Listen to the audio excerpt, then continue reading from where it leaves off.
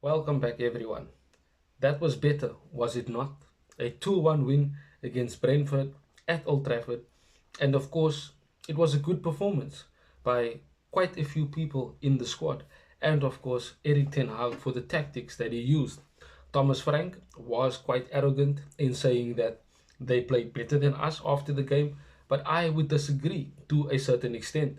In the first half, we weren't as good. In the first half, we seemed to look a bit lackluster. We kind of gave Brentford some impetus to try and attack us. But fortunately, we were only able to at least go 1-0 down. But the way it happened was quite controversial. I mean, De Ligt's head was injured, there was blood coming from his skull, but it didn't mean that he should be coming off, especially when he already came on the first time. Ten Hag after the game said it was dry blood, and for that few moments when he was off the pitch, Ethan Pinnock scored, and you could clearly see that De Ligt was very much frustrated because of not being able to be on the pitch to help defend the corner. Thomas Frank said if it was one of their players who went down, we would have wanted to take the corner. Perhaps not. We can't know those things because it didn't happen. It's just him being arrogant and hypothetical. But after that, Ten Hag said we used it as fuel because when the second half started, until the end of the game, we dominated. We played the way we wanted to play. We pressed them correctly when we could. And of course, we played through the lines because Brentford did try and press us from our back line, but we were able to play through them quite simply. And it is what we've been trying to do since the beginning of the season. And it just looked much better executed the way it was against Brentford. The goals that we scored were quite quick in succession, with Rashford crossing to Garnacho and a great volley in the net, and a nice bit of interplay between Eriksen, Bruno with a flick, and Hoyland with a delicate chip over the goalkeeper to win us the game, as it has happened. But you have to look at the bigger picture. The way we played in the second half needs to be questioned because why can't we start games that way?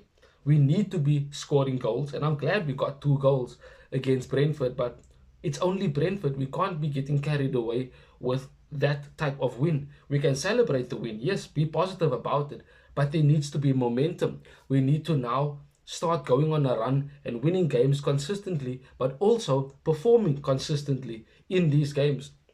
We have Fenerbahce next. Jose Mourinho's Fenerbahce, no less. Fred and Amrabat are there. They will have to want to prove a point towards Man United. Mourinho, being a former Man United manager, would want to also, make a statement as well. So that's going to be a much tougher game than what Brentford was.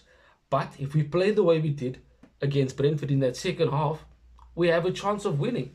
Many people might say that we should be winning the game against Fenerbahce, but going to Istanbul, playing in Turkey, has never been a very good hunting ground for us as Man United fans or the team. Just remember last season against Galatasaray, we completely capitulated after we went 2-0 ahead. Will that happen again against Fenerbahce? I'm not sure. We'll have to see. But the way we played against Brentford should be used as a building block. It should be used as a foundation because the likes of Yoro is coming back from injury, Malacia is coming back from injury, Mason Mount, who seems to be the invisible man, is also coming back from injury and might help us in the squad now that Mainu is injured for a few weeks. We definitely need to start scoring more goals. But the way we scored the goals against Brentford, that's what we need to be doing more. We need to be more clinical in our play and also get more crosses into the box. Because what is the point of having Hoyland or even Xerxes as our striker, but we're not crossing balls into the box?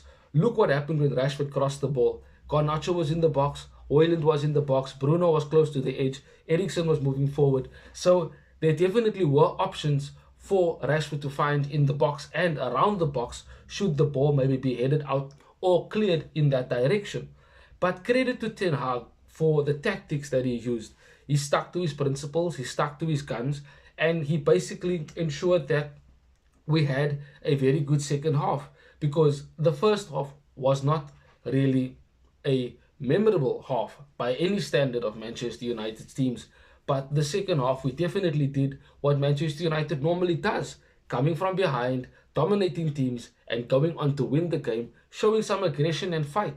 Because even Rashford was tracking back and defending, and you could see the difference in the mentality. You could see the players look like they actually cared, like they did want to win the game.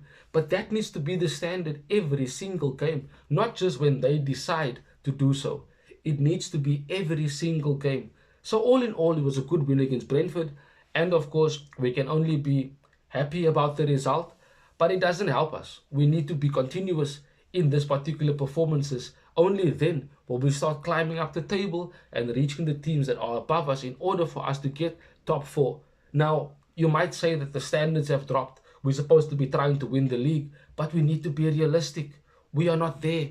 We are not there as a team. We are not there as an entire squad. And Erik ten Hag, them, in my opinion, are also not there as coaches, because we need to first strengthen our squad even more and have a foundation in order to build upon that to get to the likes of a City, a Liverpool, and Arsenal in most recent seasons. It's going to take time. Omar Barada said that by 2028, he wants to have us winning a league title. That in itself should tell you that they are looking to the future, that they are looking at the bigger picture, not just what we see on a game day. We don't know what's happening behind the scenes. We do not know the type of training and the type of work that Ineos are doing behind the scenes in order to bring our club to the level that it needs to be at. But we have to keep the faith. We have to know and trust that what they are doing is for the betterment of the football club. And Ten Hag, he needs to just ensure that he gets wins, that he gets results, that he gets good performances out of these players. Because if he doesn't, the next international break might be his last time as Manchester United manager. There's no guarantee for that. But winning against Brentford in the way we did is testament to his abilities as a coach, and of course the players showing that they can perform well when they are instructed to do so.